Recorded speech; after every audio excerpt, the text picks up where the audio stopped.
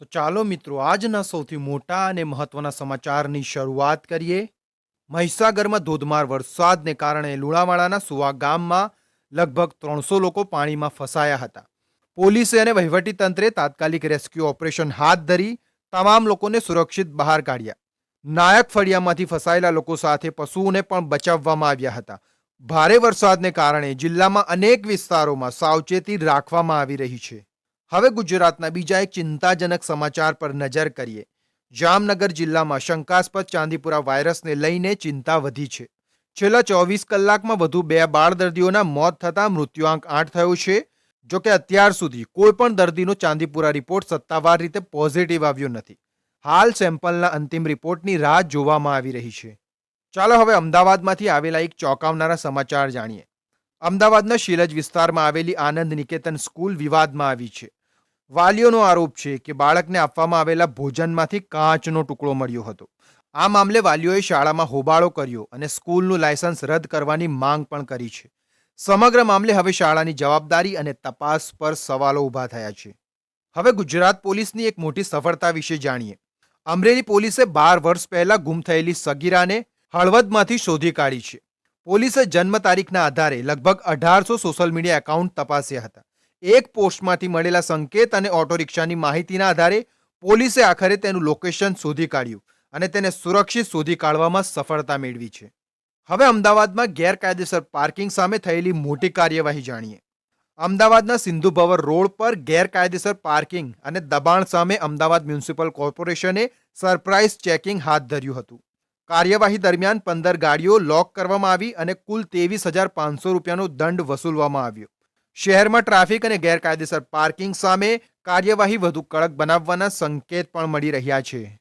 હવે વાત કરીએ સરકારી કર્મચારીઓ અને પેન્શનના મોટા અપડેટની. 8મા પગાર પંચને લઈને સરકારી કર્મચારીઓ અને પેન્શનરોની અપેક્ષાઓ વધી છે. ડીએને બેઝિક પગારમાં મર્જ કરવાની માંગ પણ કરવામાં આવી રહી છે. જો કે હાલમાં આ અંગે કોઈ અંતિમ નિર્ણય થયો નથી. પગારમાં કેટલો વધારો થશે અને ડીએનું શું થશે તે અંગેની સ્થિતિ કમિશનની અંતિમ ભલામણો બાદ જ સ્પષ્ટ થશે. હવે સીધા તમારા પૈસા સાથે જોડાયેલા મોટા સમાચાર જાણીએ.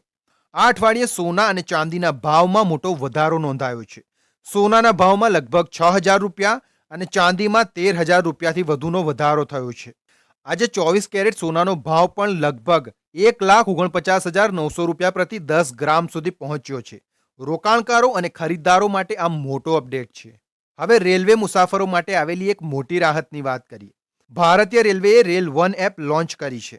હવે જનરલ ટિકિટ માટે સ્ટેશન પર લાંબી લાઇનમાં ઊભા રહેવાની જરૂર નહીં પડે અને મુસાફરો ઘરે બેઠા ટિકિટ બુકિંગ કરી શકશે. યુપીઆઈ અથવા કાર્ડની પેમેન્ટ સુવિધા પણ મળશે. કેટલાક ટિકિટ બુકિંગમાં 3% ડિસ્કાઉન્ટની માહિતી પણ સામે આવી છે. હવે ન્યાયતંત્ર સાથે જોડાયેલા એક ગંભીર ખુલાસા પર નજર કરીએ. સુપ્રીમ કોર્ટમાં નકલી વકીલોને લઈને ગંભીર મામલો સામે આવ્યો છે. એક અરજીમાં દાવો કરવામાં આવ્યો છે કે દેશમાં દર 3માંથી એક વકીલ નકલી છે.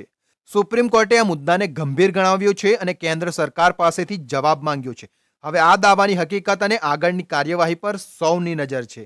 હવે એક એવા નવા નિયમની વાત કરીએ જે પાન મસાલા કંપનીઓને અસર કરી શકે છે. એફએસએસએઆઈએ પાન મસાલાના પેકેજિંગમાં પ્લાસ્ટિક, પીવીસી અને કેટલાક કૃત્રિમ મટીરિયલના ઉપયોગ પર પ્રતિબંધ મૂક્યો છે. હવે કંપનીઓએ કાગળ, પેપરબોર્ડ, ટીન અથવા કાચ જેવા વિકલ્પોનો ઉપયોગ કરવો પડશે. આ ફેરફારથી પાન મસાલા કંપનીઓના પેકેજિંગ ખર્ચમાં વધારો થઈ શકે છે અને ઉત્પાદનની કિંમત પર પણ અસર પડી શકે છે. હવે સ્વાસ્થ્ય સાથે જોડાયેલા સુપ્રીમ કોર્ટના મહત્વના નિર્ણયની વાત કરીએ. સુપ્રીમ કોર્ટે 19 રાજ્યો અને કેન્દ્રશાસિત પ્રદેશોને કેન્સરને નોટિફાયેબલ રોગ જાહેર કરવાનો નિર્દેશ આપ્યો છે.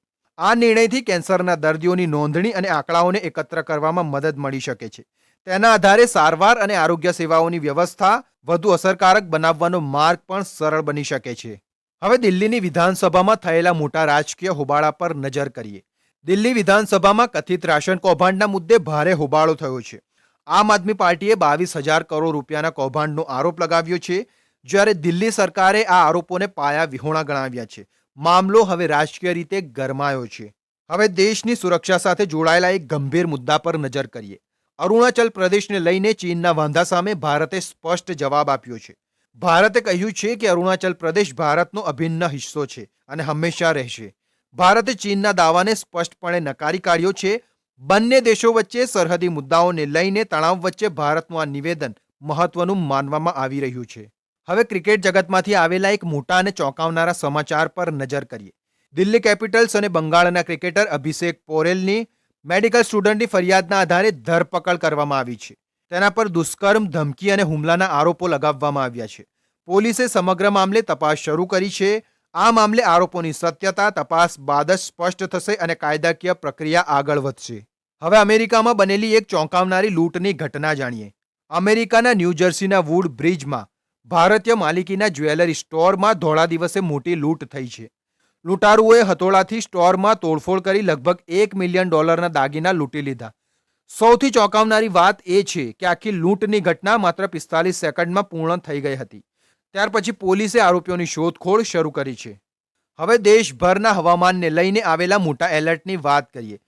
દેશમાં ચોમાસું ફરી સક્રિય બન્યું છે. હવામાન વિભાગે દિલ્હી, NCR સહિત 16 રાજ્યોમાં ભારે વરસાદની આગાહી કરી છે. જ્યારે હિમાચલ પ્રદેશ અને ઉત્તરાખંડમાં રેડ એલર્ટ જાહેર કરવામાં આવ્યું છે. પહાડી વિસ્તારોમાં ભારે વરસાદને કારણે ભૂસ્ખલનની શક્યતા હોવાથી લોકોને સાવચેતી રાખવાની અપીલ કરવામાં આવી છે. અને હવે અંતમાં ઈંધણ સાથે જોડાયેલા એક મહત્વના ટેકનિકલ સમાચાર જાણીએ. ડીઝલમાં ઇથેનોલ મિશ્રણ અંગે કરવામાં આવેલા પ્રયોગમાં સલામતી સંબંધિત સમસ્યા સામે આવી હોવાનું સરકારે સંસદમાં જણાવ્યું છે. પેટ્રોલિયમ રાજ્યમંત્રી સુરેશ ગોપીએ જણાવ્યું કે ઓઇલ કંપનીના પરીક્ષણમાં ઇથેનોલ ઉમેરવાથી ડીઝલનું ફ્લેશ પોઈન્ટ નોંધપાત્ર રીતે ઘટતું હોવાનું સામે આવ્યું છે. આ ટેકનિકલ કારણસર ડીઝલમાં ઇથેનોલ મિશ્રણનો પ્રયોગ સફળ રહ્યો નથી. તો દોસ્તો, હાલ પૂરતા આપણા આ વિડીયોને આપણે અહીં પૂરો કરીએ છીએ. મળશું નવી માહિતી અને નવા વિડીયો સાથે. આમાંથી તમને સૌથી મહત્વના કયા સમાચાર લાગ્યા તે કોમેન્ટમાં જરૂરથી જણાવજો. આવા જ ગુજરાત અને દેશ દુનિયાના તાજા સમાચાર માટે ચેનલને સબસ્ક્રાઇબ કરો અને વિડીયો પસંદ આવ્યો હોય તો વિડીયોને લાઇક કરવાનું ભૂલતા નહીં.